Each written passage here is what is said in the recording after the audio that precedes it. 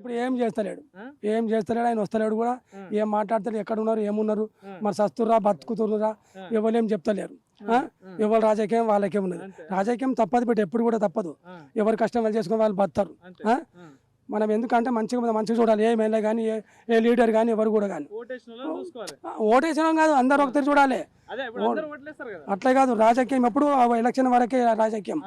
మన ఊరు మంచిగా ఉండాలి, మన లెక్క మంచిగా ఉండాలి, అందరు మంచిగా ఉండాలి అని కోరుతున్నాను నేను. ఇప్పుడు రైతుల విషయాన్ని చూసుకుంటే ఇప్పుడు మన ఈ ఏరియాలో రైతులు చాలా మంది ఉంటారు కదా. ఏం లేదు, చెడు నిండుతున్నా అన్ని బయటికి పోతున్నాయి నీళ్లు. మా మన్నోళ్ళు మా మన్న మాసుకుర్రో లేరు, ఎవరు లేరు, ఎక్కలేరు. ఇక పెద్ద మనుషులు ఉన్నారు, ఇక్కడ చెప్తారు, అక్కడ చెప్తారు పెద్ద మనుషులు. ఈయనకి ఎగేస్తారు, వానికి ఎగేస్తారు. మా ఊరు పెద్ద మనుషులు వానికి ఎగేస్తారు, వీనికి ఎగేస్తారు. కాంగ్రెస్ ప్రభుత్వం వచ్చింది, 6 గ్యారెంటీలు అమలు చేసి అంటే చెప్పిల్లు. గ్యారెంటీలు కూడా నువ్వు చెప్పుడుకం ఎందుకు, మేము అడిగినాము అన్ని అవన్నీ అడిగినా మేము. నువ్వే ఇస్తా అంటే నువ్వే చేస్తా అంటే ఏ కూడా చేస్తలేడు. ఏవి చేస్తుండో ఎక్కడ చేస్తుండో మాకు తెలియదు.